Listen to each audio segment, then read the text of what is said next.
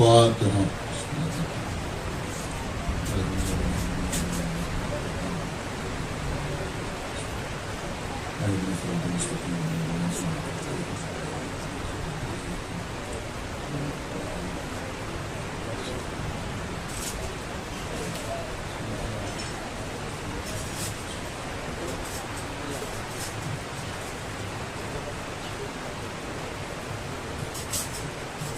أعوذ بالله السميع العلي العظيم من الشيطان اللعين الرجيم. بسم الله الرحمن الرحيم. الحمد لله الذي هدانا لهذا وما كنا لنهتدي لولا أن هدانا الله. لقد جاءت رسل ربنا بالحق. الصلاة والسلام على صاحب الدين والإسلام والهل والحرام والركن والمقام والصلاة والسلام والسجود والقيام والشريعة والأحكام والحجة والبرهان والمحبة والعرفان والحق والبيان والكتاب والقرآن. سيدنا ونبينا وشفيعنا ومولانا ومولى الثقلين جد الحسن والحسين أبي القاسم محمد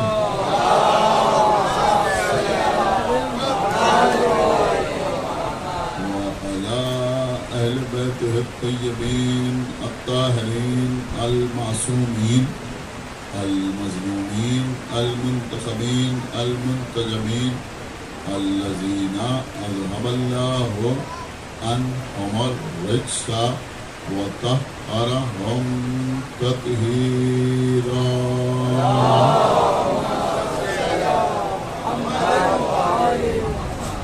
ولعنة الله على أعدائهم وقتلتهم وغاصبي حقوقهم ومنكري فضائلهم ومصائبهم أجمعين من الآن إلى يوم الدين. اللهم عذبهم عذابا يستغيث منه أهل النار. آمين رب العالمين. أما بعد فقد قال الله سبحانه تبارك وتعالى في كتابه المجيد وفرقانه الحميد وقوله الحق. بسم الله الرحمن الرحيم. فأقم وجهك للدين حنيفا فطرة الله التي فطر الناس عليها لا تبديل لخلق الله ذلك دين القيم ولكن أكثر الناس لا يعلمون. صلوات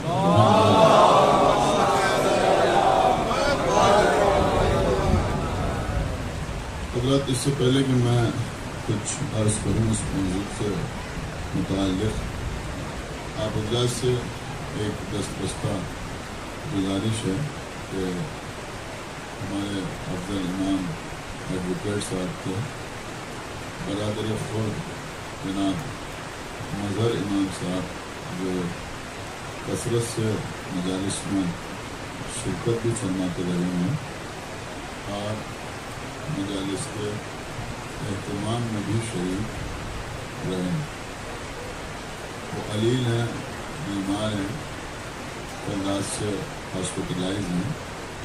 آپ حضرات دعا کریں کہ خداوند اعظم ان کو بطفیل امام زین العابدین علیہ الصلوۃ والسلام صحت کاملہ عطا فرمائیں. اس دعا کی قبولیت کے لیے ایک باواز بلند صلوات.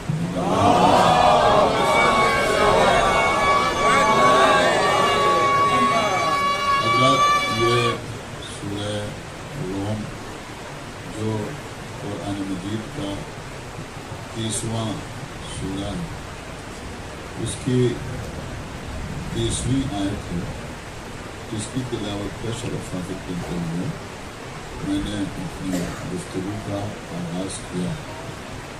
ارشاد اقدس الہی ہو رہا ہے کہ فَأَقِمْ وَجْهَكَ لِلدِّينِ حَنِيفًا، باطل سے کتراتے ہوئے، منہ موڑتے ہوئے، اظہار برات کرتے ہوئے دین کی طرف متوجہ ہو جائے۔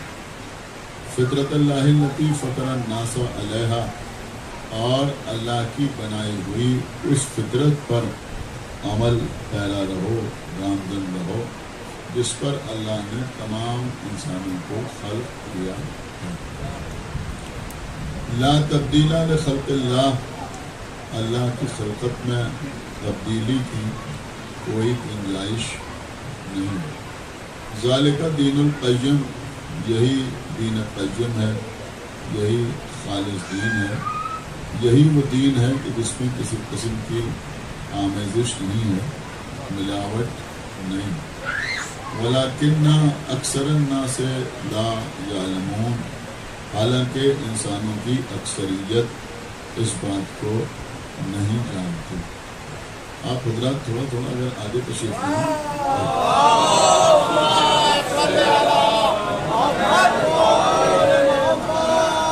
لیکن قبل اس موضوع کے تحت کہ دین اور فطرت انسانی، اس سال یہ آج ہماری آخری تقریر ہے۔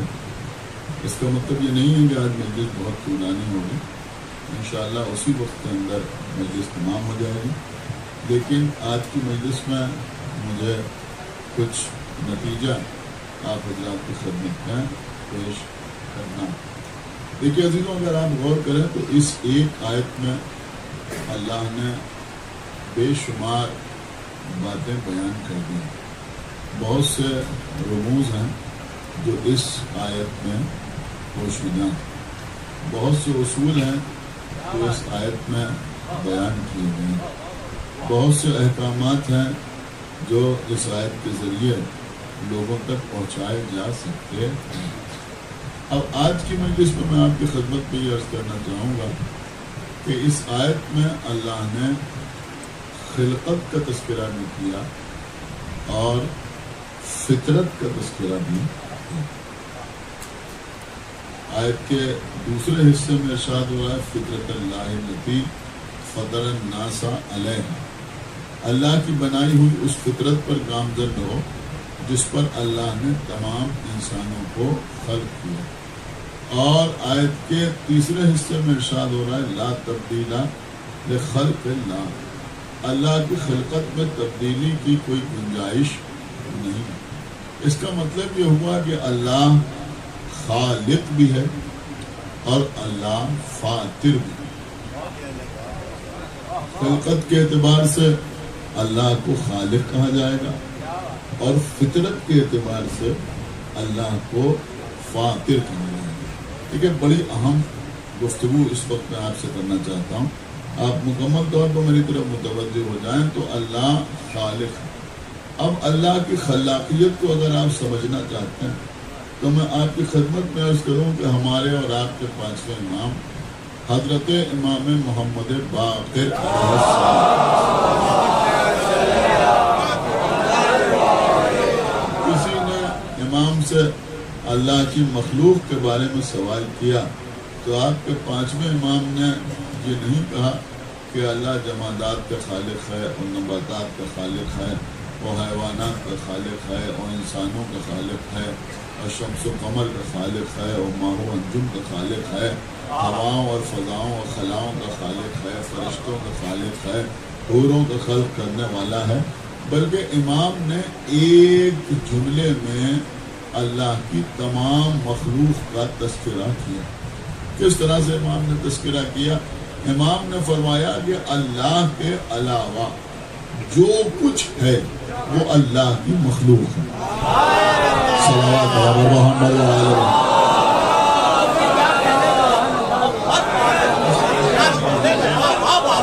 ہم تو یہ سمجھتے ہیں کہ توحید الہی کو بولنے کا حق سوائے آل محمد کے کسی کو حاصل ہی آپ نے فرمایا کہ اللہ کے علاوہ جو کچھ ہے وہ اللہ کی مخلوق. اس کے بعد آپ کے امام نے ارشاد فرمایا کہ اللہ صرف جمادات و نباتات و حیوانات و انسانوں کا خالق نہیں ہے بلکہ اللہ کیفیتوں کا بھی خالق ہے. کیفیتوں کا بھی اللہ خالق ہے. پھر امام نے فرمایا کہ راضی ہونا اور ناراض ہونا یہ بھی کیفیتوں کے نام ہے. اب آپ کیفیت سمجھیں, آپ نے کوئی اچھی خبر سنی, آپ خوش ہو گئے, تو یہ خوش ہونا بھی ایک کیفیت ہے. امام فرما رہے ہیں اس کیفیت کا خالق بھی اللہ ہے. آپ نے کوئی خبر غم سنی, آپ کو افسوس ہوا, تو یہ جو افسوس ہوا یہ بھی ایک کیفیت ہے اور اس کیفیت کا خالق بھی اللہ ہے. آپ نے کوئی عجیب الخلقت شے دیکھی, آپ کو تعجب ہوا, تو یہ جو آپ کو تعجب ہوا یہ بھی ایک کیفیت ہے اور اس کیفیت کا خالق بھی اللہ ہے. آپ نے کوئی ایسی شے دیکھی جس پر آپ کو حیرت ہوئی, تو یہ حیرت بھی ایک کیفیت ہے, اس کیفیت کا خالق بھی اللہ ہے. آپ کسی سے راضی ہو گئے تو یہ راضی ہونا بھی ایک کیفیت ہے اور اس کا خالق بھی اللہ ہے. آپ کسی سے ناراض ہو گئے تو یہ ناراض ہونا بھی ایک کیفیت ہے اور اس کیفیت کا خالق بھی اللہ ہے. اب یہ تو میں نے آپ کو سمجھانے کے لیے چند جملے عرض کر دیے. آپ کے امام نے ارشاد فرمایا کہ راضی ہونا اور ناراض ہونا یہ بھی کیفیتوں کے نام ہیں, اور اللہ کی ذات سے یا اللہ کی شان سے یہ بعید ہے کہ وہ اپنی ہی پیدا کی ہوئی کیفیتوں میں مبتلا ہو جائے. شاید آپ نے غور نہیں کیا کہ وہ اپنی ہی پیدا کی ہوئی کیفیتوں میں مبتلا ہو جائے. اس کے بعد امام نے وضاحت فرمائی, فرمایا کہ اگر اللہ کے لیے یہ کہا جائے کہ وہ راضی ہو گیا تو اس کا مطلب یہ ہوا کہ پہلے ناراض تھا اب راضی ہو گیا. یہ امام کا جملہ آپ کی خدمت میں عرض کر رہا ہوں. پھر فرمایا کہ اگر یہ کہا جائے کہ وہ ناراض ہو گیا تو اس کا مفہوم یہ سمجھ میں آئے گا کہ وہ پہلے راضی تھا اب ناراض ہو گیا. کل ملا کے یوں کہا جا سکتا ہے کہ پہلے اس کیفیت میں تھا اب اس کیفیت میں آ گیا, یا پہلے اس کیفیت میں تھا اب اس کیفیت میں آ گیا. امام نے فرمایا کہ جو کیفیتوں کے درمیان کروٹیں بدلے وہ مخلوق ہو سکتا ہے مگر خالق نہیں ہو سکتا, وہ بندہ ہو سکتا ہے مگر اللہ نہیں ہو سکتا, وہ ممکن الوجود ہو سکتا ہے مگر واجب الوجود نہیں ہو سکتا. پھر امام فرماتے ہیں کہ چونکہ عبادتوں کے لیے حصول رضا الہی ضروری ہے, یعنی اللہ کا راضی ہونا ضروری ہے, لہذا اللہ نے سب سے پہلے وجہ اللہ کو پیدا کیا. اللہ نے سب سے پہلے وجہ اللہ کو پیدا کیا اور پھر اپنی رضائیں اس کے حوالے کی.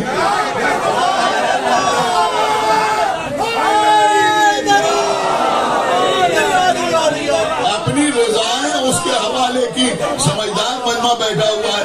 ارے بھیا غدیر میں بھی اللہ نے رسول سے یہی تو کہا تھا نا کہ یا ایھا الرسول بلغ ما انزل الیک من ربک, وہ پہنچا دیجئے جو آپ پر آپ کے رب کی جانب سے نازل کیا جا چکا. اس کا مطلب یہ ہوا کہ ولایت کا نزول اس دن نہیں ہوا ہے, ولایت تو پہلے ہی ہم آپ کو دے چکے. کیا سمجھایا؟ اب آپ پہنچا دیجئے, اب آپ پہنچا دیجئے, جملہ آپ کے حوالے ہے. اب امام محمد باقر کی اس حدیث کو دیکھنے کے بعد کہ ہم یہ نہیں کہہ سکتے کہ مرضیاں تو پہلے ہی حوالے کی جا چکی تھی, شب ہجرت تو اعلان ہو رہا ہے.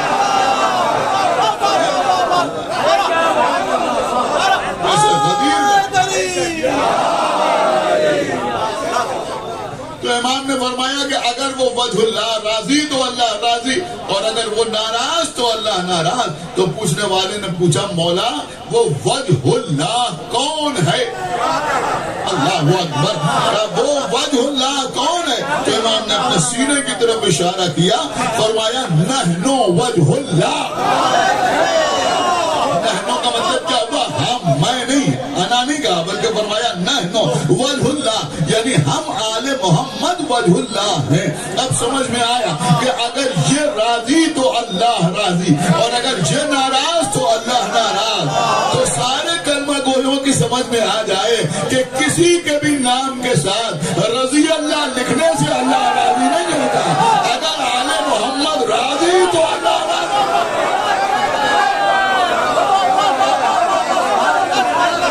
صلوات علی محمد و آل محمد.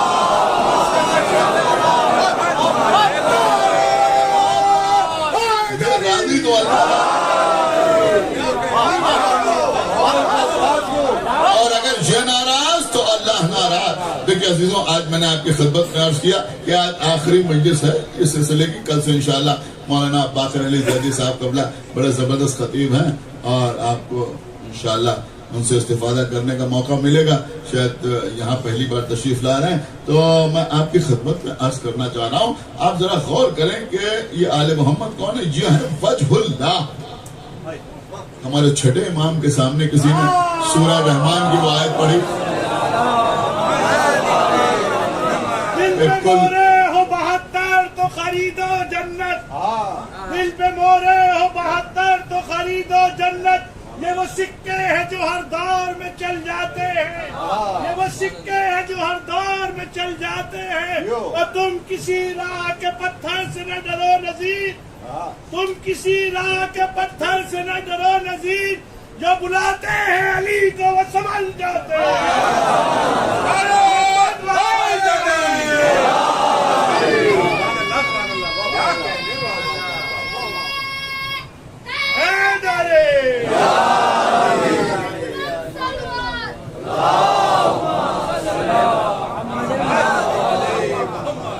سنیں قبلہ، بڑی قیمتی بات میں آپ کی خدمت میں اس وقت عرض کرنا چاہ رہا ہوں کہ ہمارے چھٹے امام سے کسی نے پوچھا کہ یہ جو سورہ رحمان کی آیت ہے کل من علیہا فان ویبقی وجہ ربک ذو الجلال والاکرام، تو پوچھا کہ یہاں وجہ رب سے مراد کون ہے؟ یہاں وجہ رب سے مراد کون ہے؟ تو امام نے فرمایا کہ وجہ رب سے مراد ہم ہیں، وجہ رب سے مراد ہم ہیں. تو پوچھنے والے نے پوچھا کہ مولا اللہ تو جسم و جسمانیات سے پاک ہے. سنیے عزیزوں، جو میں عرض کر رہا ہوں، اللہ تو جسم و جسمانیات سے پاک ہے. تو جب اللہ جسم و جسمانیات سے پاک ہے تو پھر آپ کے وجہ رب ہونے کا مطلب کیا ہے؟ تو آپ کے چھٹے امام نے فرمایا، پڑھیے کتاب القطرہ، آغا مستنبط نے تحریر کیا کہ ہمارے چھٹے امام نے ارشاد فرمایا کہ ہمارے وجہ، خدا کے لیے توجہ چاہتا ہوں حضرات کی، وجہ رب ہونے کا مطلب یہ ہے کہ ہمارے ذریعے سے اللہ کی طرف توجہ کی جاتی ہے. سنا آپ نے نہیں؟ ہمارے ذریعے سے اللہ کی طرف توجہ کی جاتی ہے. یہاں بیٹھا ہوا کوئی شخص ایسا نہیں ہوگا جو توجہ کے لفظ سے واقف نہ ہو. شاعر شعر پڑھتا ہے تو وہ کہتا ہے توجہ چاہتا ہوں، ذاکر مجلس پڑھتا ہے تو وہ کہتا ہے توجہ چاہتا ہوں. اب ہمارے جیسے ذاکروں کی تو عادت پڑ گئی ہے، ہر دو جملوں کے بعد کہتے ہیں توجہ چاہتا ہوں. لیکن آپ مجھے بتائیں کہ حقیقتاً کہنا کب چاہیے کہ توجہ چاہتا ہوں؟ کہ جب مجلس پہ بیٹھے ہوئے افراد کے ذہن ادھر ادھر ہو رہے ہوں، یا کوئی ادھر دیکھ رہا ہو کوئی ادھر دیکھ رہا ہو. میں کہاں لے آیا آپ کو؟ کوئی ادھر دیکھ رہا ہو کوئی ادھر دیکھ رہا ہو، تب ذاکر کہے گا کہ میں توجہ چاہتا ہوں. توجہ کا مطلب کیا ہوا؟ توجہ کا مطلب ہوا ادھر ادھر نہ دیکھو، میری طرف دیکھو. میں اور آسان لفظوں میں عرض کروں بچوں کے لیے، توجہ کا مطلب ہے فیس ٹو فیس ہونا. سمجھ رہے آپ؟ یعنی تم میرے چہرے کی طرف دیکھو، ادھر ادھر نہ دیکھو، ادھر ادھر نہ دیکھو. تو یہ آل محمد وہ ہیں کہ ان کے ذریعے سے اللہ کی طرف توجہ کی جاتی ہے، ان کے ذریعے سے اللہ کی طرف توجہ کی جاتی ہے. تب آپ ذرا غور کریں کہ جو آیت میں نے آپ کے سامنے پیش کی اس کی پہلا ہی حصہ کیا ہے؟ فَأَقِمْ وَجْهَكَ لِلدِّينِ حَنِيفًا. اللہ کے لیے بیدار ہو. یہ اللہ کیا کہہ رہا ہے کہ تم دین کی طرف متوجہ ہو جاؤ، باطل سے کتراتے ہوئے. اب دنیا ہمیں بتائے کہ یہاں دین سے مراد کون ہے؟ آپ کے چھٹے امام فرما رہے ہیں ہمارے ذریعے اللہ کی طرف توجہ کی جاتی ہے. یعنی اس آیت میں کہا جا رہا ہے کہ دشمنوں سے اظہار برات کرتے ہوئے آل محمد کی طرف متوجہ اسی کا نام دین ہے. بارہ جن کو آنا تھا وہ آگئے. آج کی جو خاص بات میں آپ کی خدمت میں عرض کرنا چاہ رہا تھا وہ آپ سنیے. ایک صلوات کا سہارا دے بر محمد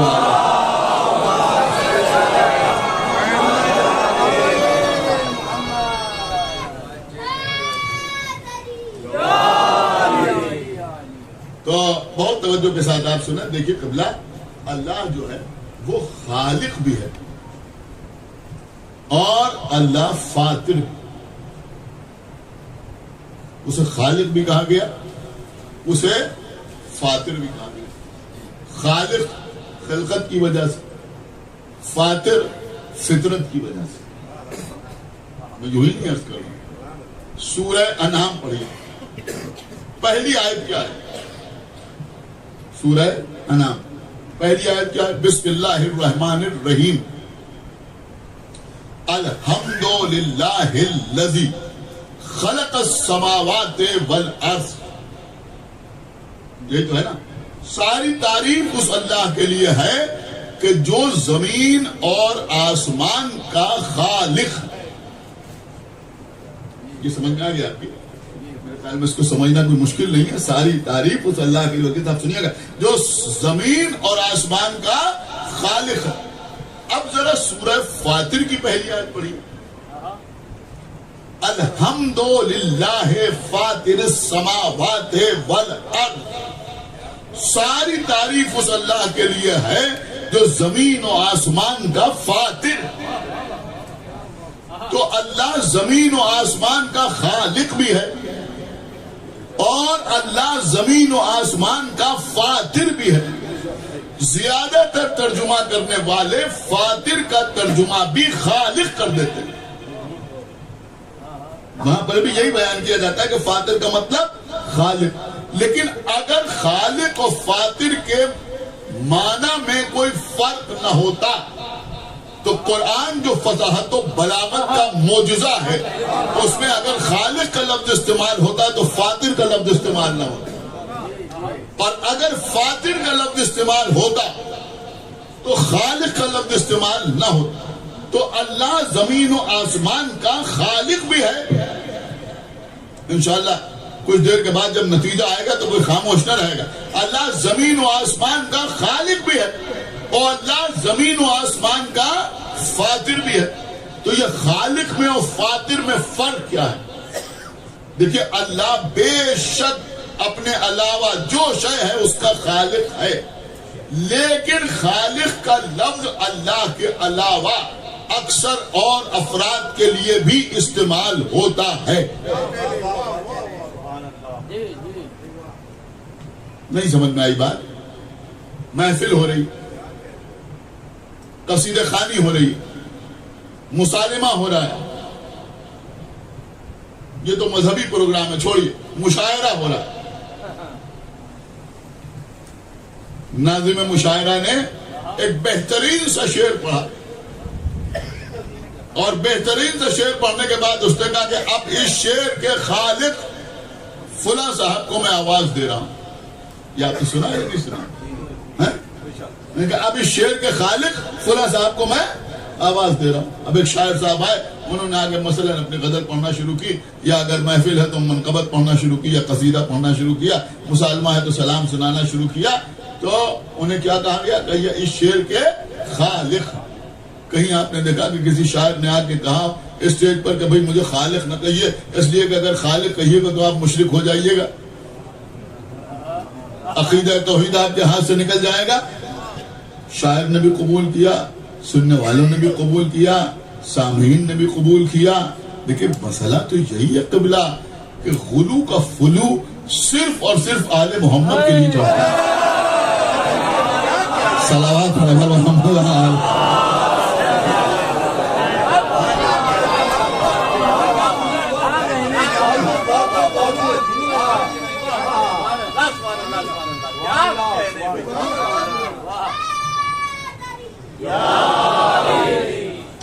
سمجھ رہا؟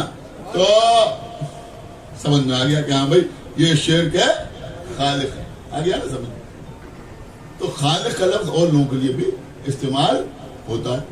اچھا سب جانے کی جو ہو سکتا ہے کوئی کیسا اپنی طرف سے آپ کہہ رہے ہیں, نہیں میں آپ کے سامنے قرآن سے مثال پیش کر رہا ہوں. جناب عیسیٰ نے اللہ سے پوچھا پروردگار تو کیسے خلق کرتا ہے؟ اللہ نے عیسیٰ سے کہا کہ تم مٹی کی چڑیا بناؤ, مٹی کا پرندہ بناؤ. جناب عیسیٰ نے مٹی کا پرندہ بنایا, مٹی کی چڑیا بنائی, اور اس کے بعد اللہ نے اس کو روح دے دی, اڑ گئی چڑیا. غور کیجیے گا, اب قرآن میں مجید میں جناب عیسیٰ کے لیے لفظ آیا تخلقو, یعنی وہ اس کو خلق کرنے والے تھے. تو اللہ نے جناب عیسیٰ کو اس پرندے کا, اس چڑیا کا خالق کہا یا نہیں کہا؟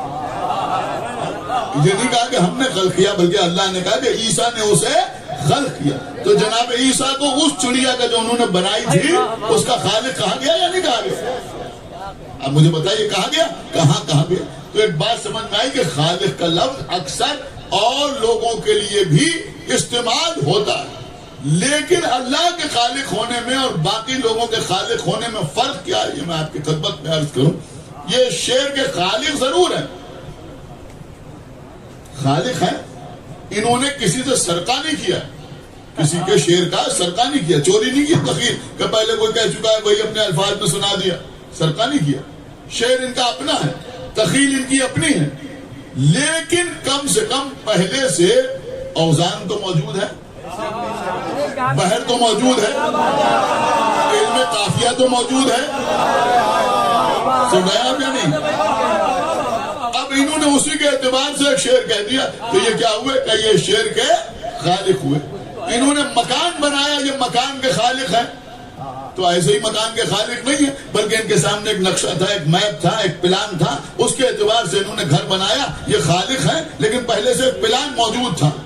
اب کوئی کہے صاحب جس نے پلان بنایا, جو آرکیٹیکٹ ہے, اس کے بارے میں آپ کیا کہیں گے؟ ٹھیک ہے, اس نے بالکل نیا نقشہ بنایا, ہماری فرمائش پر ایسا مکان کا نقشہ بنا دیا جیسا کوئی مکان پورے علاقے میں نہیں تھا, یا پورے شہر میں نہیں تھا, یا میں کہتا ہوں پوری دنیا میں نہیں تھا.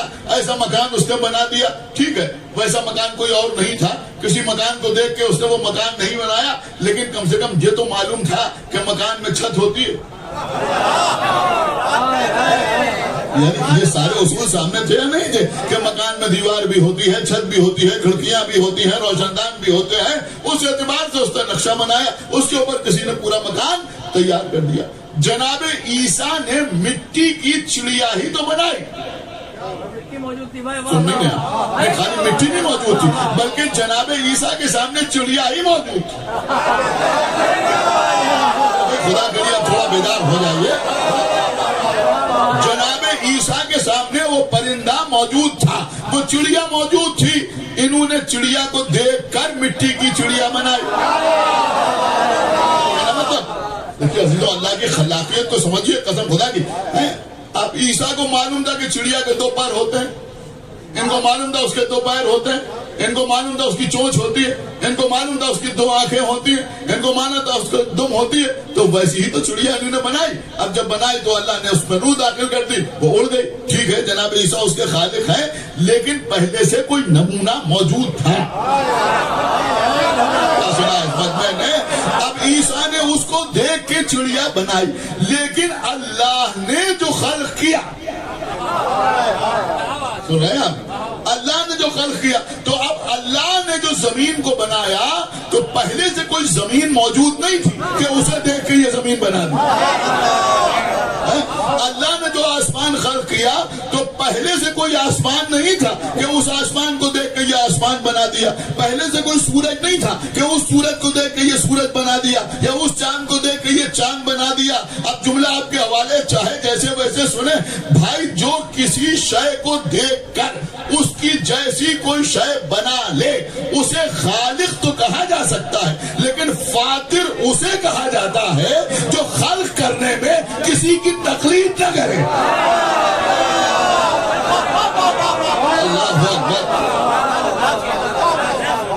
صلوات پڑھے بر محمد و آل محمد.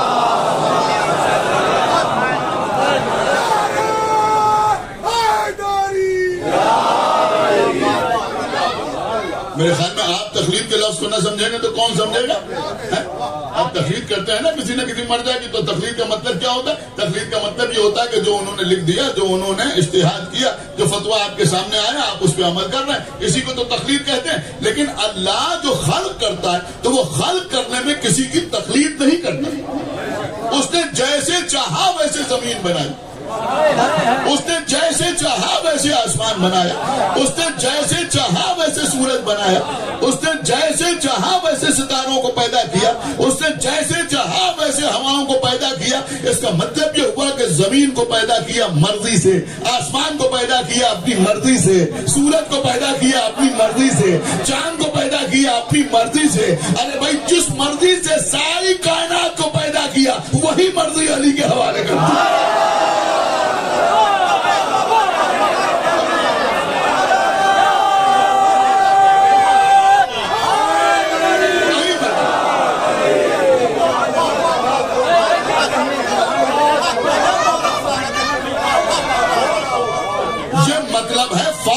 فاطر کا مطلب کیا ہے؟ فاطر اس خالق کو کہتے ہیں کہ جو خلق کرنے میں کسی کی تقلید نہ کرے، کسی کی نقل نہ کرے۔ اللہ نے جس چیز کو بھی بنایا اپنی مرضی کے مطابق بنایا، اپنی مرضی کے مطابق بنایا۔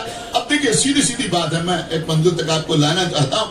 آپ ذرا پڑھیں قرآن مجید میں، جیسے کسی دن میں آپ کی خدمت میں عرض کر رہا تھا کہ اللہ نے بار بار واقعات کو دہرایا ہے قرآن مجید میں۔ جناب آدم کا واقعہ اللہ نے نہ معلوم کتنی جگہ بیان فرمایا۔ اب میں آپ کی خدمت میں مثال پیش کر رہا ہوں سورہ سعد، سورہ سعد میں خداوند عالم کیا ارشاد فرما رہا ہے کہ اللہ نے آدم کا پیکر بنایا۔ آپ مجھے بتائیے اللہ نے جو آدم کا پیکر بنایا تو کیا پہلے سے کوئی آدمی موجود تھا؟ اسے دیکھ کے اللہ نے آدم کا پیکر بنا دیا؟ کیسے بنایا اللہ نے آدم کا پیکر؟ عام طور پہ میرے خیال میں لوگوں کے ذہن میں یہی رہتا ہے کہ اس نے دو آنکھیں بنائی اس لیے کہ آدمی کی دو آنکھیں ہوتی، اور اس نے دو آنکھیں بنائی، اگر وہ تین بنا دیتا تو تین ہی ہوتی۔ آج ہم سب کیا سمجھ رہے ہیں کہ چشمے کا فریم بن رہا ہوتا تو ویسے ہی بن رہا ہوتا، تین آنکھوں والا۔ اگر وہ چاہتا تو رخسار پہ آنکھ لگا دیتا، آپ یقین مانے وہی اچھا لگتا۔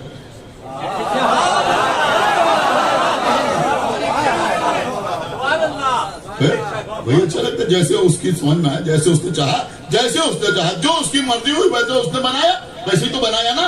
اس نے دو آنکھیں بنا دی، اس نے ایک ناک بنا دی، اس نے دو کان بنا دیے، اس نے ایک چہرہ بنا دیا، سب وہی۔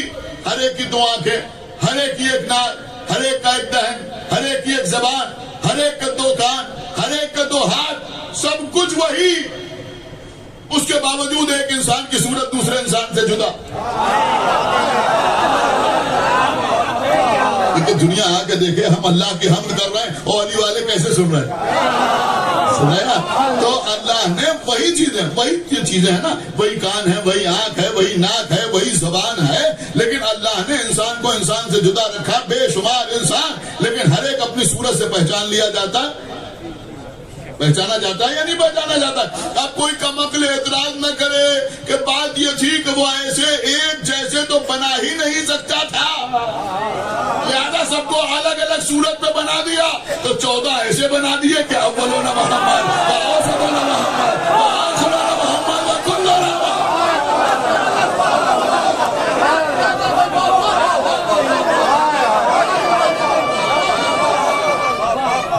تو 14 اللہ نے ایسے بنا دیے کہ جہاں سورج سے الگ نہیں، جہاں سیرت سے الگ نہیں، جہاں رفتار سے الگ نہیں، جہاں گفتار سے الگ نہیں، تو اس نے جیسے جہاں ویسے بنایا۔ تو آدم کا پیکر اللہ نے بنا دیا۔ اب جب اللہ نے آدم کا پیکر بنایا، دیکھیں میں وہ سب آپ کو نہیں سنا رہا ہوں جو آپ سنتے رہتے، تھوڑا سا الگ ہٹ کے آج کی مجلس انشاءاللہ بالکل الگ باتیں آپ کی خدمت میں عرض کرو۔ اللہ نے آدم کا پیکر بنایا، سب سے کہا سجدہ کرو، سب نے سجدہ کیا الا ابلیس۔ ایک ابلیس ایسا تھا کہ جس نے سجدہ نہ کیا، تو جب ابلیس نے سجدہ نہ کیا تو اللہ نے کہا یا ابلیس، اے ابلیس، اے ابلیس۔ اب ایک بات میں ضرور آپ کی خدمت میں عرض کروں گا، شیخ صدوق علیہ رحمہ، معمولی نام نہیں، بہت بڑا نام، شیخ صدوق علیہ رحمہ، ان کی کتاب ہے جس کا نام ہے معانی الاخبار۔ اخبار ہمارے یہاں کہتے ہیں نیوز پیپر کو عام طور پر، لیکن نیوز پیپر کو اخبار اس لیے کہتے ہیں کہ اس پہ خبریں ہوتی ہیں. خبر کی جمع ہے اخبار، خبر کی جمع، اس کو آپ سماچار کہیں، نیوز کہیں، اس کی جمع ہے اخبار. انگریزی میں تو جمع ہوتی نہیں، جو واحد ہے وہی جمع ہے نیوز. لیکن عربی میں خبر کا مطلب ہے خبر، اور کئی ایک ہوں تو ان کو کیا کہا جائے گا؟ اخبار. لیکن شاید بہت سے بچوں کو نہ معلوم ہو، میں آپ کی خدمت میں عرض کر دوں کہ جب علماء آپس میں گفتگو کرتے ہیں، یعنی جب عوام الناس آپس میں گفتگو کرتے ہیں اور معصوم کی کوئی حدیث سناتے ہیں تو وہ کہتے ہیں کہ یہ معصوم کی حدیث ہے. لیکن جب علماء آپس میں بات کرتے ہیں تو وہ کہتے ہیں یہ معصوم کی خبر. سمجھنا، یہ خبر ہے معصوم. تو حدیث کو ہی خبر کہا جاتا ہے، یعنی شرعی اصطلاح میں اصطلاحاً حدیث کو خبر کہا جاتا ہے. تو جب حدیث کو خبر کہا جاتا ہے تو پھر اخبار کہا جاتا ہے احادیث کو. انہوں نے اپنی کتاب کا نام رکھا ہے معانی الاخبار. شیخ صدوق علیہ الرحمہ کتاب کا کیا نام ہے؟ معانی الاخبار. معانی الاخبار کا مطلب کیا ہوا کہ معصومین کی احادیث کے معنی، معصومین کے احادیث کے معنی. تو انہوں نے احادیث معصومین بہت سی جمع کی اور ان کے معنی و مفاہیم کو اس پہ تحریر کیا. کتاب کا نام لکھا معانی الاخبار. اب شیخ صدوق لکھنے والے، بول بھی کون سکتا ہے. انہوں نے اپنی کتاب معانی الاخبار میں آپ کے چھٹے امام کے حوالے سے یہ تحریر کیا کہ یہ ابلیس جنوں میں سے تھا، فرشتوں میں سے نہیں تھا، اور اس کا نام بھی ابلیس نہیں تھا بلکہ اس کا نام تھا حارث. پڑھے لکھے لوگ بیٹھے ہیں، اس کا نام تھا، کیا نام تھا؟ یہ میسم جدی نہیں کہہ رہا، نہ خالی خطابت ہے، نہ کہیں یوٹیوب پر دیکھ کے آپ کو سنا رہا ہوں، بلکہ کتاب میں لکھا ہوا ہے کہ اس کا نام تھا حارث. لیکن اسے ابلیس کیوں کہا گیا؟ کہ ابلیس اس لیے کہا گیا کہ اللہ نے اس پر لعنت کی، اور جب اللہ نے اس پر لعنت کی تو یہ اللہ کی رحمت سے مایوس ہو گیا. تو جو اللہ کی رحمت سے مایوس ہو جائے اسے ابلیس کہا جاتا ہے. جو اللہ کی رحمت سے مایوس ہو جائے، جو اللہ کی رحمت سے مایوس ہو جائے اسے ابلیس کہا جاتا ہے. اب بھری ہوئی مسجد میں پیغمبر اسلام نے فرمایا کہ یا علی، روز قیامت جو لوگ آپ کی ولایت کے منکر ہوں گے ان کی پیشانی پر لکھا ہوگا کہ یہ اللہ کی رحمت سے مایوس ہیں.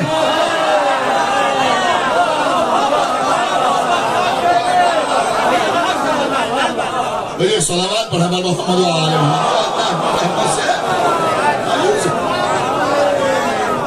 تو جو اللہ کی رحمت سے مایوس ہو اسی کو ابلیس کہا جاتا ہے. تو یہاں اللہ نے کہا کہ یا ابلیس، اے ابلیس، ما منع کا، مکمل طور پہ میری طرف دیکھیں، ما منع کا، تجھے کس نے منع کیا؟ تجھے کس نے منع کیا؟ کس نے تجھے روکا؟ ان تسجد لما خلقت بیدی، تجھے کس نے روکا اسے سجدہ کرنے سے جسے میں نے اپنے ہاتھوں سے بنایا. لیکن میں صرف تمہید ہے یہ، اور انشاءاللہ آج نتیجہ پیش کروں گا تو شاید کوئی خاموش نہیں رہے گا، اور آج کی اس مجلس کو آپ انشاءاللہ یاد رکھیں گے. تو اللہ کہہ رہا ہے کہ تجھے کس نے روکا اسے سجدہ کرنے سے جسے میں نے اپنے ہاتھوں سے بنایا. اس مجمع میں جتنے لوگ بیٹھے، خدا نخواستہ کسی کی نماز صبح قضا ہو جائے کہ کس نے قضا کرا دی؟ ابلیس نے. کوئی غلط کام کیا، کیوں کیا؟ میں کہا صاحب ابلیس نے بہکا دیا. ارے ہماری کیا حیثیت ہے، ہماری کیا حیثیت ہے جن کو مسلمانوں نے اجماع سے خلیفہ بنایا.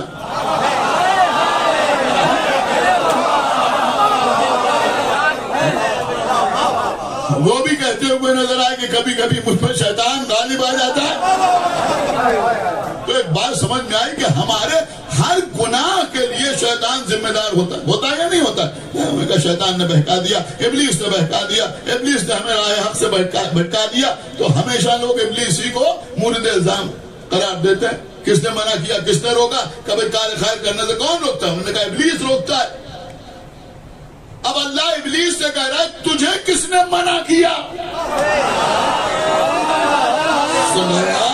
تجھے کس نے منع کیا اسے سجدہ کرنے سے جسے میں نے اپنے ہاتھوں سے بنایا؟ وہ ابلیس جو ہر وقت سجدے کرتا رہتا تھا وہ بھی آدم کو سجدہ نہیں کر رہا ہے، اور جب سجدہ نہیں کر رہا ہے تو اللہ پوچھ رہا ہے تجھے کس نے منع کیا؟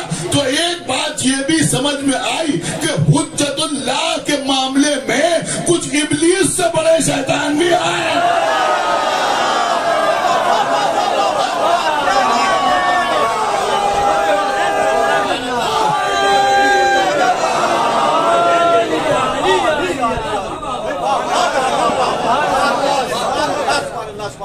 تجھے کس نے منع کیا؟ اسے سجدہ کرنے سے جسے میں نے اپنے ہاتھوں سے بنایا۔ ادھر اہل بیت کا ذکر کیجئے، ادھر لوگوں کو شرک نظر آنے لگتا ہے۔ اللہ نے کہا میں نے اپنے ہاتھوں سے بنایا، ہم نے کچھ نہیں کہا، ہم نے صرف یہ کہا کہ رسول اللہ نے علی کی طرف دیکھ کے کہا یا علی انت ید اللہ۔ صرف ہم نے اتنا کہا۔ میں نے کہا صاحب آپ کیسی باتیں کر رہے ہیں، آپ کافر ہو جائیں گے، آپ مشرک ہو جائیں گے۔ کیوں؟ کہا اس لیے کہ آپ علی کو کہہ رہے ہیں کہ یہ ید اللہ ہے، اور اللہ کے ہاتھ کہاں ہیں؟ اگر اللہ کے ہاتھ نہیں ہیں تو پھر یہ کیا کہا جا رہا ہے؟ غلط تو بھی یدیہ کا کیا مطلب ہے؟ جسے میں نے اپنے ہاتھوں سے بنایا ہے۔ لیکن وہ سارے نقطے جو آج تک آپ سنتے چلے آ رہے ہیں مجھے اس سے غرض نہیں ہے، میں بالکل عجیب و غریب چیز، اور آج کل آپ باہر نکلنا جو ماحول دیکھ رہے ہیں وہ بھی آپ اپنے ذہن میں رکھیں۔ بہت توجہ آپ حضرات کی، جو کچھ دیکھ کے آپ آ رہے ہیں روزانہ وہ بھی اپنے ذہن میں رکھیں۔ اور پھر میرا جملہ سنیں، جو لوگ کہتے ہیں صاحب اگر علی کو ید اللہ کہا جائے گا تو ہم مشرک ہو جائیں گے، اب قرآن میں آیا یا نہیں آیا کہ جسے میں نے اپنے ہاتھوں سے بنایا ہے؟ اب تمہیں ہمیں انصاف سے بتاؤ کہ علی کو ید اللہ کہنے والا مشرک ہے یا ہاتھوں والا اللہ ماننے والا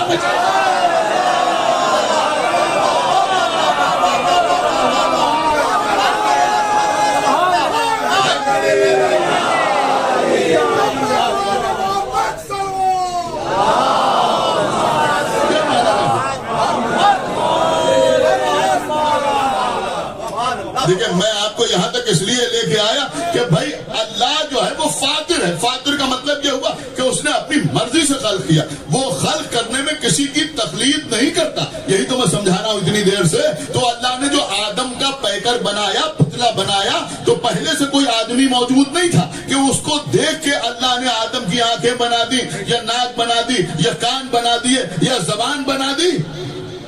تو اب سمجھ میں آیا کہ اللہ نے آدم کو اپنی مرضی سے بنایا، لیکن اب یہاں بھی اللہ نے ہاتھوں کا تذکرہ کر دیا۔ اس کا مطلب یہ ہوا کہ ہاتھ آدم سے پہلے بھی موجود تھے۔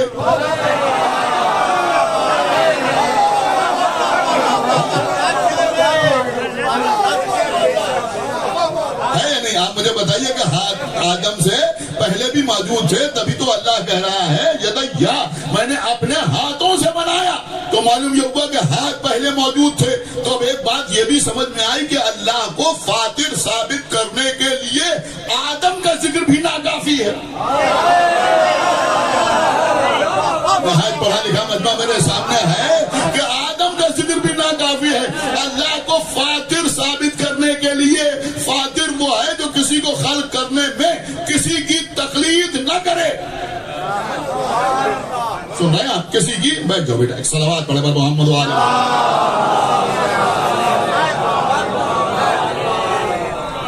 ایک صلوات اور پڑھ دے پر محمد و آلہ۔ تو میں آپ کیا کر رہا تھا کہ اللہ کو فاطر ثابت کرنے کے لیے آدم کا ذکر بھی، میں احتیاط سے عرض کر رہا ہوں کہ آدم کا ذکر بھی کافی نہیں ہے۔ تو اللہ فاطر ہے۔ اب فاطر کا مطلب کیا ہے؟ ابھی میں آپ کی خدمت پہ عرض کر رہا ہوں، سب کی سمجھ میں آئے گا فاطر کا مطلب کیا ہے۔ دیکھیں قبلہ، فاطر کا مطلب اگر آپ سمجھنا چاہتے ہیں نا، حدیث قصہ کے بعد، دعائے قمائل کے بعد، نماز کے بعد، مجلس کے بعد، ماتم کے بعد آپ اللہ کی بارگاہ میں دعا کرتے ہیں۔ کیسے دعا کرتے ہیں؟ اللہ کو واسطے دیتے ہیں۔ کس کے واسطے دیتے ہیں؟ اللہم۔ سارا قسم خدا کی اللہم بحق محمد وانت المحمود، پروردگار تجھے محمد کا واسطہ اس لیے کہ تو محمود ہے۔ آپ بتائیے یہ کیوں نہیں کہتے کہ پروردگار تجھے محمد کا واسطہ اس لیے کہ تو اول ہے، تو آخر ہے، تو ظاہر ہے، تو باطن ہے؟ نہیں، یہی کہا جائے گا تجھے محمد کا واسطہ اس لیے کہ تو محمود ہے۔ تو اس سے ایک بات سمجھ میں آئی نہیں سمجھ میں آئی کہ بھئی محمد کا محمود سے کوئی تعلق ہے، کوئی رعایت تو ہے نا، کوئی رشتہ ہے یا نہیں ہے؟ میں کہا بھئی کوئی رشتہ ہے، کوئی رشتہ ہے، تبھی تو یہ کہا جا رہا ہے کہ پروردگار تجھے محمد کا واسطہ اس لیے کہ تو محمود ہے۔ اللہم بحق علی جن وانت الاعلی، تجھے علی کا واسطہ اس لیے کہ تو اعلیٰ ہے، تو اعلیٰ کا علی سے کوئی تعلق ہے، تبھی کہا جا رہا ہے تجھے علی کا واسطہ اس لیے کہ تو اعلیٰ ہے۔ اب ذرا سے آگے بڑھیے،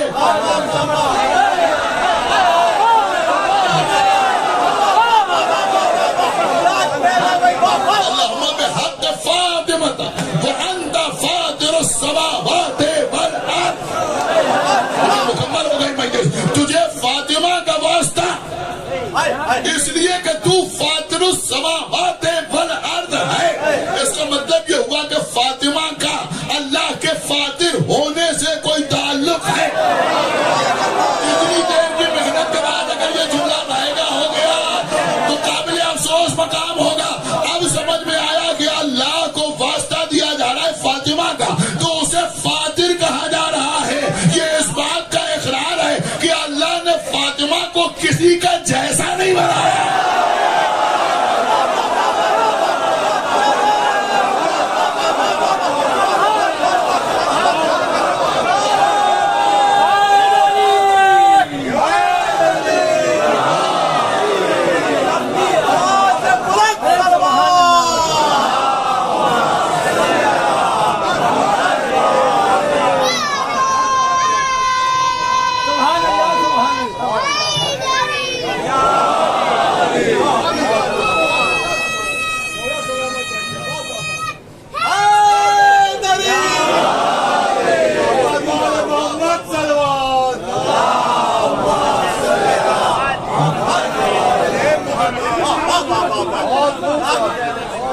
دیکھیے عزیزوں،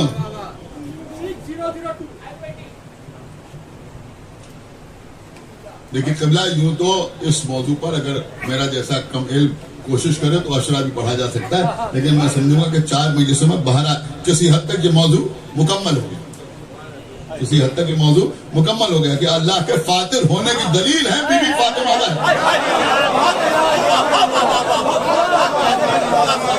اللہ نے انہیں کسی کا جیسا نہیں بنایا۔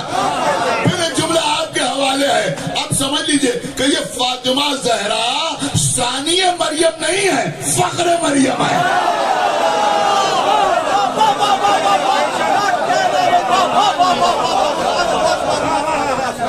اللہ نے انہیں مریم کا جیسا نہیں بنایا ہے، انہیں مریم کا فخر بنایا، انہیں فخر مریم بنایا۔ ارے مریم تو مریم، جناب عیسیٰ بی بی زہرا کے کیا مقابلہ کریں؟ عیسیٰ بی بی زہرا کے کیا مقابلہ کریں گے؟ عیسیٰ کی سب سے بڑی فضیلت کیا ہے؟ انہوں نے کہا عیسیٰ کی سب سے بڑی فضیلت یہ ہے کہ عیسیٰ نے مردوں کو زندہ کیا۔ اس سے بڑی کوئی فضیلت تو نہیں نا جناب عیسیٰ کی کہ عیسیٰ نے مردوں کو زندہ کیا۔ کوئی آسان کام، کوئی بڑے سے بڑا ڈاکٹر ہو کوئی مردے کو زندہ کر سکتا ہے؟ کوئی بیمار کو اچھا تو کر سکتے ہیں، لیکن مردے کو زندہ کون کر سکتا ہے؟ لیکن جناب عیسیٰ نے مردوں کو زندہ کیا، قم باذن اللہ کہہ کے زندہ کیا، لیکن مردوں کو زندہ کیا جناب عیسیٰ نے۔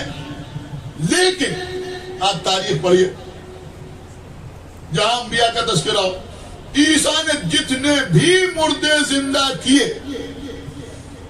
اگر ایمان کی حالت میں مرا تھا تو مومن تھا۔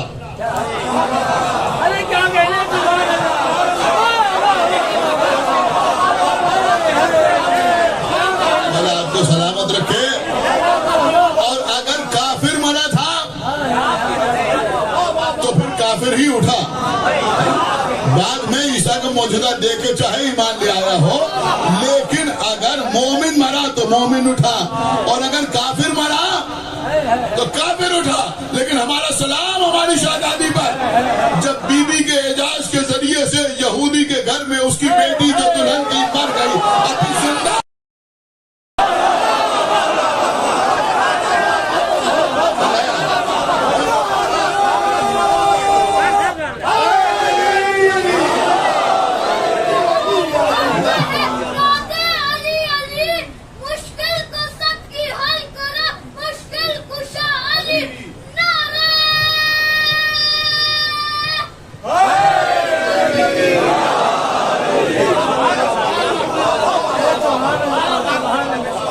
سنتے ہیں کہ وہ گئی تھی، وہ کلمہ پڑھتی ہوئی اٹھی،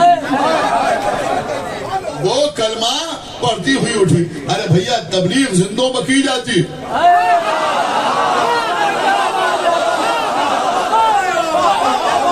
بات بہت دور تک آ رہی ہے، تبلیغ زندوں میں کی جاتی ہے، لیکن وہ جب اٹھی تو کلمہ پڑھتی ہوئی اٹھی، کلمہ پڑھتی ہوئی اٹھی۔ اس مجلس کا سب سے قیمتی جملہ آپ کے حوالے ہو رہا ہے، اب سمجھ میں آیا کہ عیسیٰ کے دروازے پر خالی حیات ملتی ہے، سیدہ کے دروازے پر حیات بھی ملتی ہے، نجات بھی ملتی ہے۔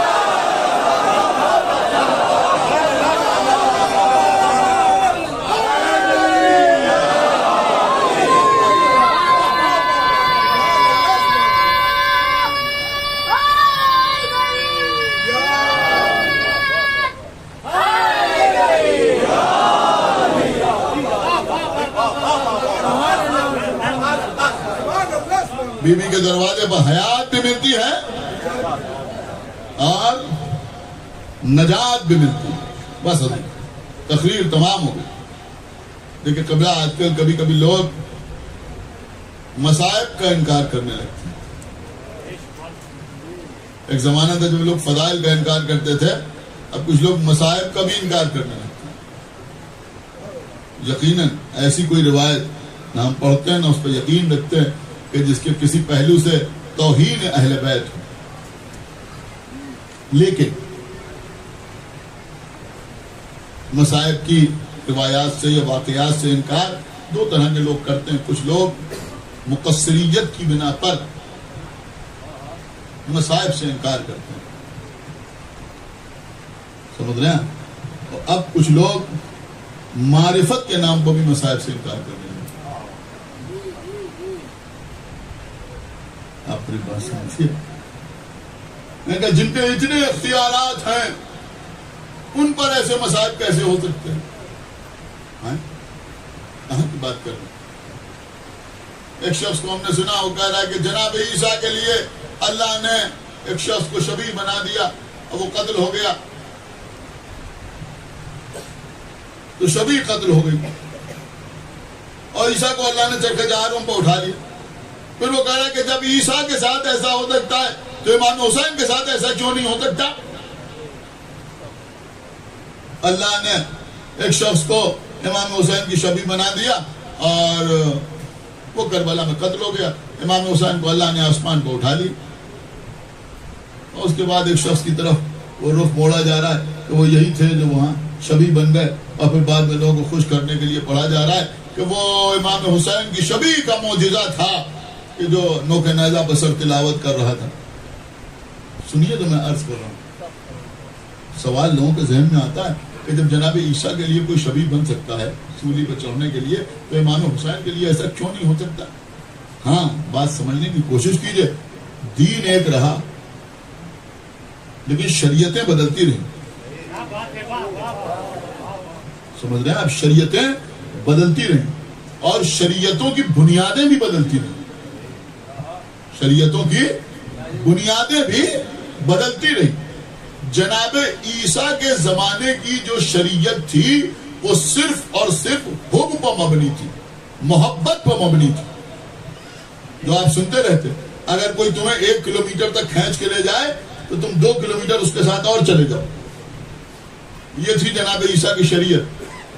اگر کوئی تمہارے داہنے رخسار پر تماچا مارے تو بایاں رخسار اس کے سامنے کر دو کہ اس پر بھی تماچا مار دو، یہ جناب عیسیٰ کے زمانے کی شریعت تھی۔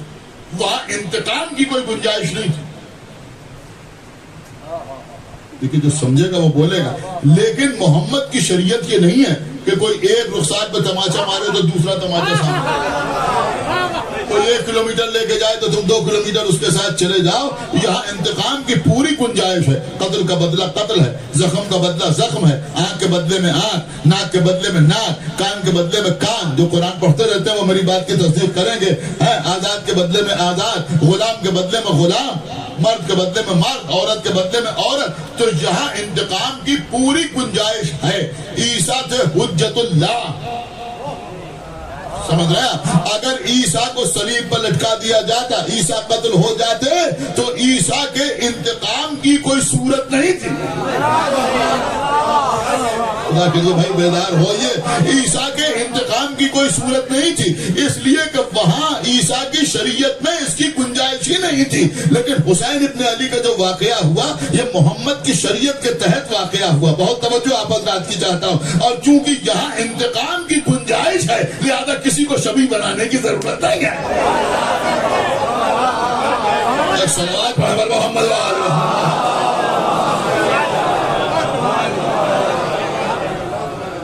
اور پھر یہ جو مصائب اہل بیت کے اٹھائے ہیں, ارے بھیا اگر واقعی معرفت ہو تو یہ مصائب بھی معرفت کے دروازے کھولتے ہیں. آپ کے گھروں میں اللہ کے 99 نام لکھے ہوئے ہوں گے. ان 99 ناموں میں آخر میں اللہ کا ایک نام لکھا ہوتا ہے صبور.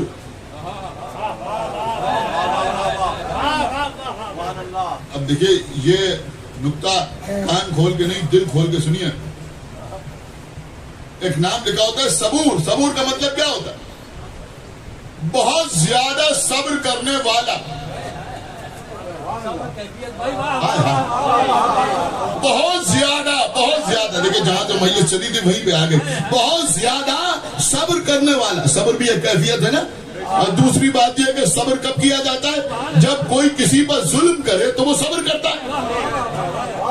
آپ مجھے بتائیے, میں کہوں صاحب میں مجلس پڑھ رہا ہوں, میں صبر کر رہا ہوں. میں کہا بھائی یہ کون سا صبر ہے؟ آپ مجلس پڑھ رہے ہیں, کوئی آپ پر ظلم تھوڑی کر رہا ہے. میں کہوں میں صبر کر رہا ہوں. نہیں, اگر میں بہترین قسم کے نکتے پیش کروں اور سارا مجمع خاموش بیٹھا رہے تو میں کہہ سکتا ہوں کہ صاحب میں صبر کر رہا ہوں.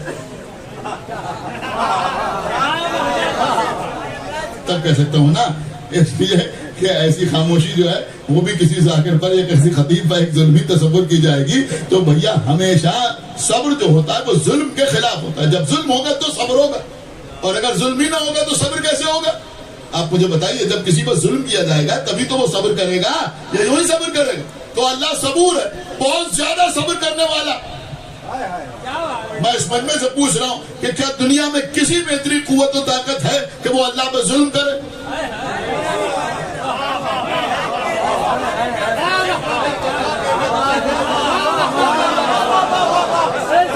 بھائی آپ بولیے جو پیچھے بیٹھے ہوئے ہیں کہ کیا کوئی اللہ پر کوئی اللہ پر ظلم کر سکتا ہے؟ کوئی اللہ کو تلوار مار سکتا ہے, کوئی اللہ کا پہلو شکستہ کر سکتا ہے, کوئی اللہ کو تیر مار سکتا ہے, کوئی اللہ کو نیزے لگا سکتا ہے, کوئی اللہ کا ہاتھ قلم کر سکتا ہے, کوئی اللہ کی گردن پہ چھری چلا سکتا ہے؟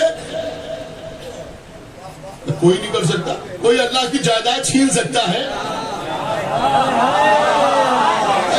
تو بھیا جب کوئی اللہ پر ظلم ہی نہیں کر سکتا تو پھر وہ صابر ہی نہیں ہو سکتا, تو صبور کیسے ہوگا؟ اور کر رہا. لیکن جیسے اللہ کی تمام صفات کے مظہر آل محمد ہیں, اسی طرح سے اس کی صبوریت کے مظہر بھی آل محمد ہیں.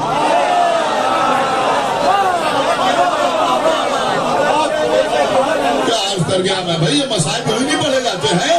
اس کی صبوریت کے مظہر بھی آل محمد ہیں, آل محمد ہیں. اب دروازہ ان کے پہلو پر گرے گا, صبور وہ کہلائے گا. اور کیا آپ نے گلے میں رسن ان کے بندھے گی, صبور وہ کہلائے گا. جنازے پر ان کے تیر چلیں گے, صبور وہ کہلائے گا. حسین کربلا کے میدان میں قتل کیے جائیں گے, صبور وہ کہلائے گا. نہیں ابھی جملہ بدل دوں تو آپ کو بھی لطف آ جائے. ارے بھیا اس سے ایک بات سمجھ میں آئی کہ جو ان پر ظلم ہوگا,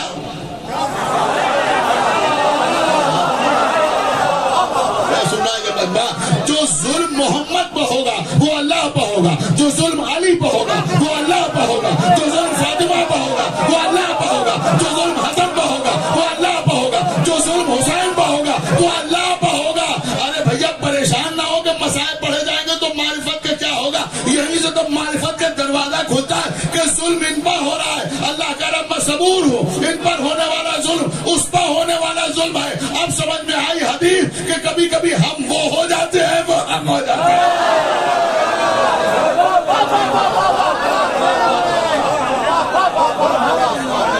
صلوات علی محمد و آل محمد.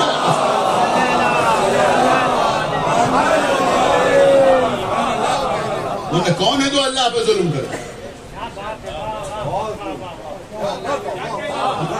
میں سمجھتا ہوں کہ یہ رخ لوگوں کے سامنے شاید پیش ہی نہیں کیا جا سکتا چاہتا کہ بھائی اگر اللہ کی توحید کو بھی سمجھنا چاہتے ہو تو فرش عزائے حسین پہ آنا پڑے.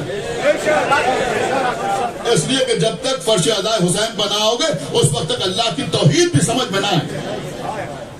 جملہ آپ کے حوالے ہے کہ امام حسین کے گلے پہ جو خنجر چل رہا ہے, جیسے چاہے ویسے جملہ سنیے گا, چاہے تو داد دے کے اور چاہے تو رو کے, جیسے تو چاہے ویسے سنیے گا کہ یہ حسین کے گلے پر خنجر چل رہا ہے, یہ بتا رہا ہے کہ وہ صبور ہے, اور جو نو کے نیزہ پہ حسین تلاوت کر رہے ہیں یہ بتا رہے ہیں کہ وہ قادر مطلق ہے.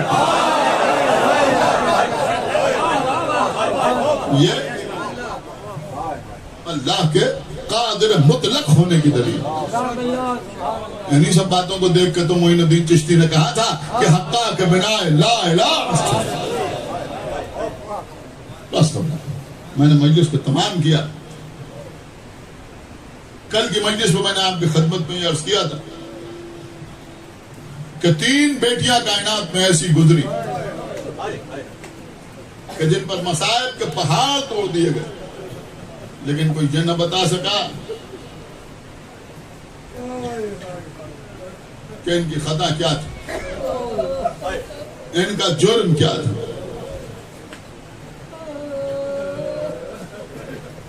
سب سے پہلے بی بی زہرا. لیکن ایک جملہ فضیلت کے سلسلے میں آپ سسکیوں کے ساتھ سنیں, روتے ہوئے سنیں. وَمَا أَرْسَلْنَاكَ إِلَّا رَحْمَةً لِلْعَالَمِينَ, ہم نے نہیں بھیجا محمد کو. اللہ رسول سے مخاطب ہو کہہ رہے ہم نے آپ کو نہیں بھیجا مگر عالمین کے لیے رحمت بنانا. خود پیغمبر فرما رہے ہیں کہ بیٹا نعمت ہوتا ہے, بیٹی رحمت ہوتی ہے. کائنات کے لیے رحمت پیغمبر, اور پیغمبر پر رحمت بی بی فاطمہ زہرا. زینوا مجالسکم بذکر علی ابن ابی طالب, زینت دو اپنی مجلسوں کو علی کے ذکر سے. ہر قابل ذکر شے کی زینت علی. لیکن نام بیٹی کا زینب, علی کائنات کی زینت, زینب اپنے بابا کی زینت. یہ مجالس تو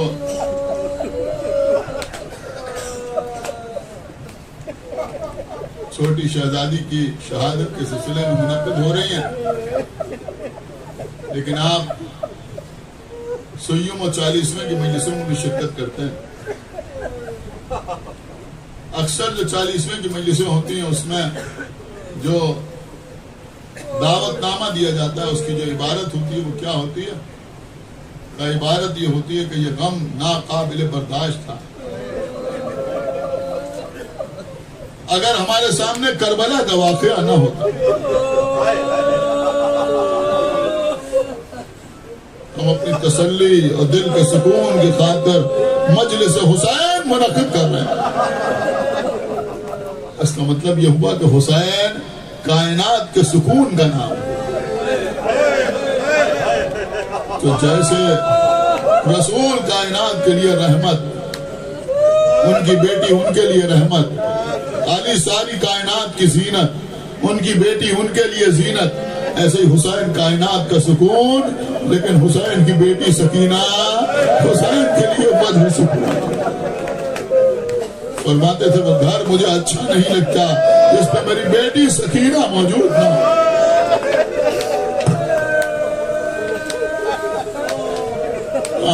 ابھی شبیہ تابوت کو برآمد کیا جائے گا, گشت ہوگا, آپ شرکت کریں گے روتے ہوئے آنسو بہاتے ہوئے. عزیزوں یہاں تو ابھی گشت ہوگا. ایک جملہ کہوں عزیزوں, مجھے نہیں معلوم کہ بی بی سکینہ کے جنازے کو لے کر سید سجاد کتنے قدم چلے.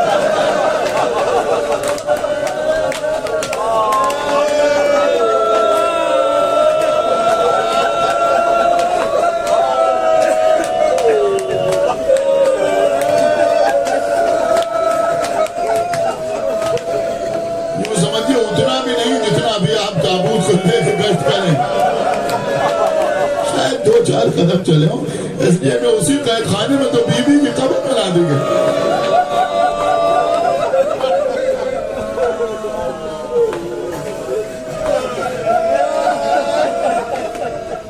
یہ مجلسیں ہماری زندگی ہیں, ہماری شناخت ہیں, ہماری آئیڈینٹی ہیں, ہمارا مقصد حیات ہے.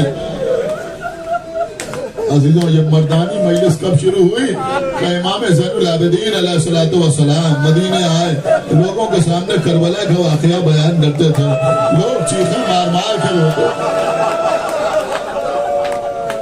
امام کربلا کے مسائل پڑھتے تھے. امام سے سن کے ذاکرین نے پڑھنا شروع کیا, امام سے سن کے مرثیہ گو حضرات نے نظم کرنا شروع کیا. اس طرح سے مردانی مجلسیں قائم ہیں. مردوں کی مجلسوں تو پہلے خواتین کی مجلسیں قائم. کہا جناب زینب نے خواہش ظاہر کی, بیٹا سید سجاد یزید سے کہہ دو ابھی تک ہم نے اپنے بھائیوں کے ماتم نہیں کیا. ایک مکان خالی کرا دو جہاں ہم اپنے بھائیوں کا ماتم کر لیں. مکان خالی ہوا, بی بی اس مکان میں پہنچی, 7 دن تک حسین کا ماتم ہوتا رہا. کیسے مجلس پڑھتی تھی بی بی زینب؟ کبھی ام کلثوم کی طرف اشارہ کرتی تھی, دیکھو یہ میری چھوٹی بہن ہے, اس کی چادر کا محافظ مارا گیا, بازو قلم ہو گئے, آنکھ پہ تیر لگا, سر پہ گورد لگا, لاشا بھی خیمے میں نہ آیا. کبھی ام لیلہ کے بازو پکڑ کے دکھاتی تھی, دیکھو یہ ام لیلہ ہے, 18 برس کی علی اکبر کے سینے میں برسی کی ہنی ٹوٹ گئی. کبھی کہتی تھی دیکھو یہ میرے بڑے بھائی کی بیوہ ام فروا ہے, کربلا کے میدان میں اس کا 13 سال کا قاسم گھوڑوں کی ٹاپوں سے پامال ہو گیا.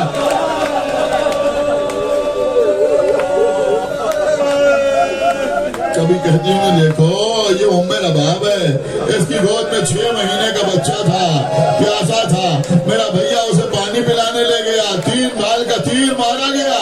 تو کبھی سر و سینہ پیٹ کے کہتی تھی دیکھو میں علی و فاطمہ کی بیٹی زینب ہوں, میرا بھیا حسین کربلا میں 3 دن کا بھوکا پیاسا پسے گردن کو دبا کر ڈالا گیا.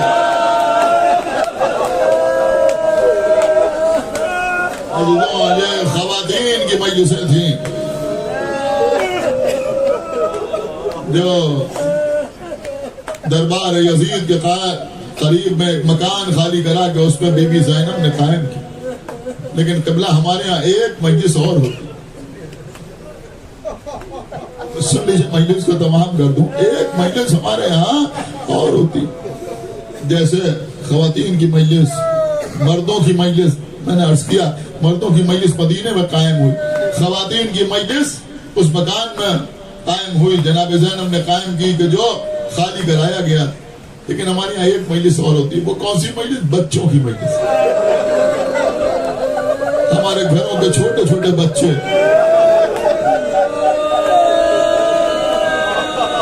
اپنے جیب خرچ کے پیسے بچاتے ہیں یا اپنے والدین سے رقم مانگتے ہیں, تبرک لے کے آتے ہیں. کوئی چھوٹا سا بچہ مرثیہ پڑھتا ہے, کوئی بچہ پیشخانی کرتا ہے, کوئی بچہ تھوڑی دیر مجلس پڑھتا ہے, پھر بچے کھڑے ہو کے ماتم کرتے ہیں, کوئی بچہ زیارت پڑھاتا ہے, کوئی بچہ تبرک بیٹھتا ہے. عزیزوں یہ بچوں کی مجلس سب سے پہلے قائم ہوئی, سب سے پہلے قبلہ یہی مجلس قائم ہوئی. آپ کو معلوم ہے کیسے؟ جب شام کے زندان میں شام ہو گئے, में मसाइब में कोई कमी न करूंगा। तो हुसैन की कमसिन बेटी सकीना जिंदान के दरवाजे के करीब आके खड़ी हो जाती थी, सलाखों को पकड़ लेती।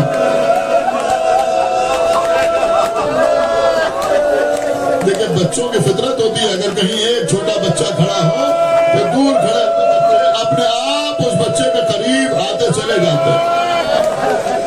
अगर न भी आशना हो तब भी करीब आ जाते हैं। थोड़ी देर में वो बच्चा उन बच्चों में घुल मिल जाता है, ऐसा लगता है जैसे बड़े पुराने ताल्लुकात हैं।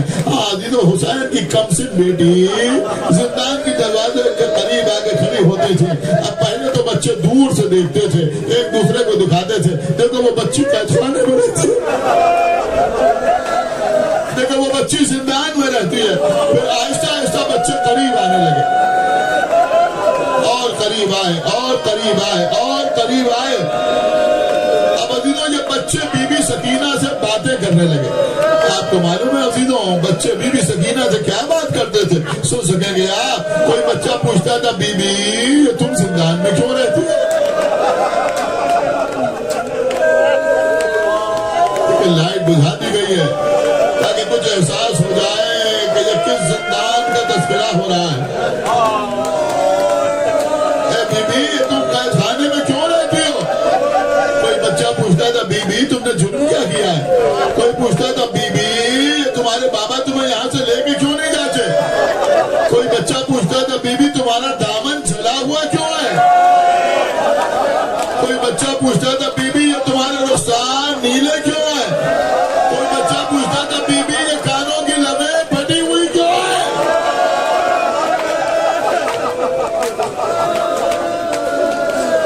बीबी उन्हें जवाब देती थी। कुछ सवाल बीबी सकीना भी बच्चों से करती। आपको पता वो सवाल क्या होते थे? बच्चों तुम्हारा कोई बड़ा भाई है? तो बच्चे कहते थे, हाँ हाँ हमारे बड़े भाई हैं, बड़े हसीन और जमील है। तो बीबी कहती थी, मेरा भी एक भाई था जो सूरत में, सीरत में, रफ्तार में, गुफ्तार में अल्लाह के रसूल से मुशाबे था। बीबी था क्या? अब नहीं है। अरे अब कहाँ है? मेरे भैया के सीने में पर्ची की हरी टूट गई। जैसे आप रो रहे हैं, बीबी सकीना मजलिस पढ़ती थी, सामने खड़े हुए बच्चे चीखे मार मार कर रोते थे। कभी बीबी कहती थी, बच्चों तुम्हारा कोई चचा भी है? तो बच्चे कहते थे, हाँ हमारे चचा भी हैं, हमें बहुत चाहते हैं। बीबी कहती थी, मेरा भी एक चचा था, मुझसे बड़ी मोहब्बत करता था, लेकिन एक दिन मैं प्यासी थी, मेरे चचा मेरे लिए पानी लेने गए। तो बच्चे पूछते थे, जब वापस आए तो क्या हुआ? अरे वापस कहाँ आए, मेरे चचा के बाजू कलम हो गए, मेरे बाबा मेरे चचा के खून में भरा हुआ आलम लेके आए। कभी कहती थी, बच्चों तुम्हारे बाबा भी तुमसे मोहब्बत करते होंगे? तो बच्चे कहते थे, अरे हमारे बाबा हमें बहुत चाहते हैं। एक बच्चे ने आगे बढ़ के कहा, बीबी हम तो अपने बाबा को इतना चाहते हैं, इतनी मोहब्बत करते हैं कि हम अपने बाबा के पहलू ही में सोते हैं। बीबी ने फरमाया, तुम पहलू में सोते हो, मैं अपने बाबा के सीने में सोता हूं।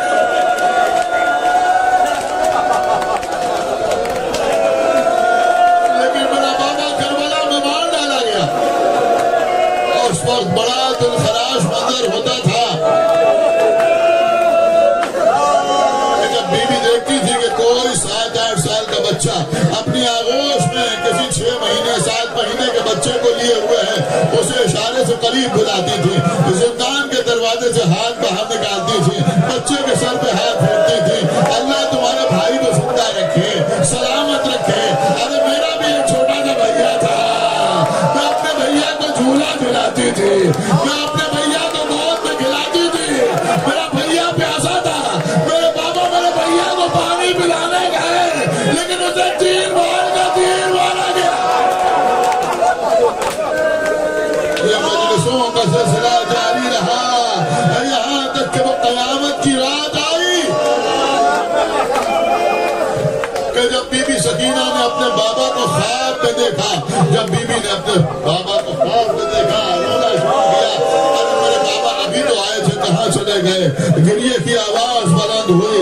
हाकिम शाम ने पूछा, कैदी क्यों रो रहे हैं? किसी ने जाके बताया कि बच्ची ने अपने बाबा को देखा है। तसल्ली देने के लिए नहीं, दुखे हुए दिल को और کٹا ہوا سر قید خانے میں بھیجا گیا. ہاں عزیزوں سر جیسے ہی آیا سکینہ کھڑی ہو گئی. ارے میں کہہ رہی کہ میرے بابا یہاں موجود تھے, دیکھو میرے بابا کی خوشبو آ رہی ہے. زندان کا دروازہ کھلا, شموں کی ہلکی ہلکی روشنی زندان کے اندر پھیلی. ایک شخص خانے کے اندر داخل ہوا, بچی کے سامنے لا کے خان کو رکھا. اب جو سکینہ نے کپڑا ہٹایا بابا کا کٹا ہوا. عزیزوں بی بی سکینہ اپنے بابا کے سر آغوش میں لیا. اے بابا ابھی تک میں آپ کے سینے پہ آرام کرتی تھی. اے بابا آپ بھی لوگ نیزہ پہ سفر کرتے کرتے تھک گئے ہوں گے. اے بابا آج اپنی بیٹی کے سینے پہ آرام کرو. سکینہ زندان کے فرش پہ لیٹ گئی, سر حسین اپنے سینے پر رکھا. مجھے مکمل شہادت نہیں عرض کرنا ہے کیونکہ اندھیرا کر کے آپ مسائل سن رہے ہیں. بعد شہادت امام حسین بی بی سکینہ کی اپنے بابا سے 2 ملاقاتیں ہوئی. ایک ملاقات شام غریبہ میں ہوئی, ایک ملاقات زندان شام میں ہوئی. وہاں بھی اندھیرا تھا اور یہاں بھی اندھیرا تھا, لیکن آپ کے رونے کے لیے یہ جملہ کافی ہے کہ جب سکینہ کی ملاقات بابا سے شام غریبہ میں ہوئی تو جسم تھا, سر موجود نہ تھا. جب زندان میں ملاقات ہوئی تو سر تھا مگر جسم موجود نہ تھا. اللہ اکبر. عزیزوں اپنے بابا پر روتے روتے سکینہ اس دنیا سے گزر گئی. آج جب دوسرا دن آیا تو سکینہ کے وہ سامعین چھوٹے چھوٹے بچے زندان کے دروازے کے سامنے آگے کھڑے ہوئے. کچھ دیر انتظار کرتے رہے کہ ہماری ذاکرہ آئے گی, ہمیں کربلا کا واقعہ سنائے گی. لیکن جب کافی دیر انتظار کے بعد بچی نہ آئی تو پکارنا شروع کیا, اے بی بی کہ آج ہمیں اپنے گھر کے مسائل نہ سناؤ گی. ایک مرتبہ کانوں میں زنجیر کی جھنکار کی آواز آئی. کیا دیکھا, ایک بیمار چلا رہا ہے, ہاتھوں میں ہتھوڑیاں, پیروں میں بیڑیاں, گلے میں توغے خاردار. سید سجاد قریب آئے. اے بچوں کس کا انتظار کر رہے ہو, تمہاری ذاکرہ اپنے بابا کو روتے روتے کل رات ہم سے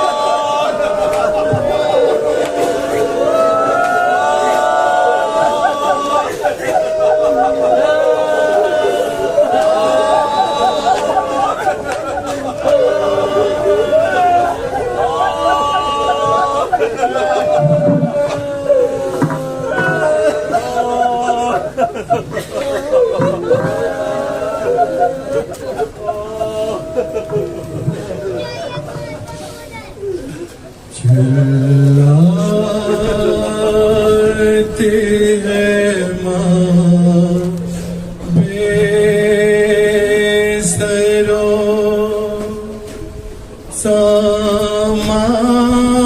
سامان سکینہ ننھے سے جنازے کہ میں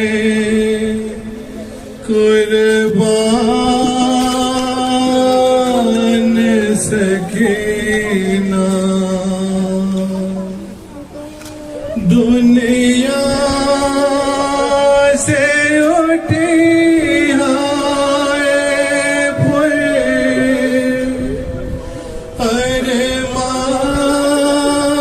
ارمان سکینہ اے 4 برس کی میری مہمان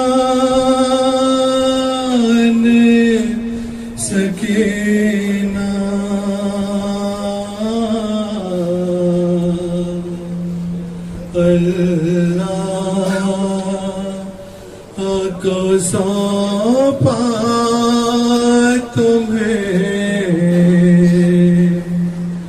नादान सकीना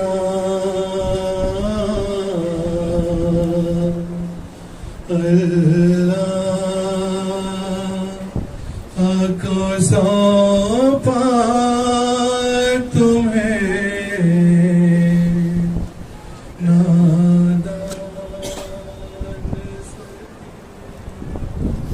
बयान हो नहीं सकती है दास्तां उसकी गला था खुश्क छिली जाती थी ज़बान उसकी खुदा ही जाने वो कैसे जी रही होगी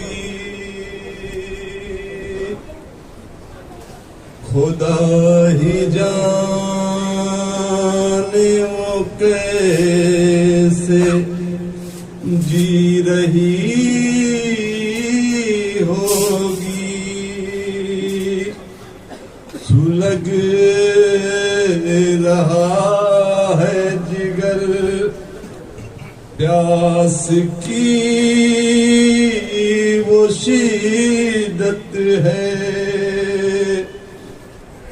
मेरे भैया मेरी बस यही वसीयत है अब और कुछ नहीं हाजत बस इतनी हसरत है वहाँ पे मुझको लिटाना जहाँ नमी होगी वहाँ पे मुझको सुलाना जहाँ नमी होगी वो जिस घड़ी गम आलाम में घिरी होगी पेदर की याद में माँ तुम खो गई होगी ये सच है तशे न रबी हद से जब बढ़ी होगी तड़प तड़प के सकीना ने जान दी होगी जान दी होगी रस्म गले में सकीना के जब बंधी होगी रस्म गले में सकीना के जब बंधी होगी रस्म गले में सकीना के जब बंधी होगी रस्म गले में सकीना के जब बंधी होगी रस्म गले में सकीना के जब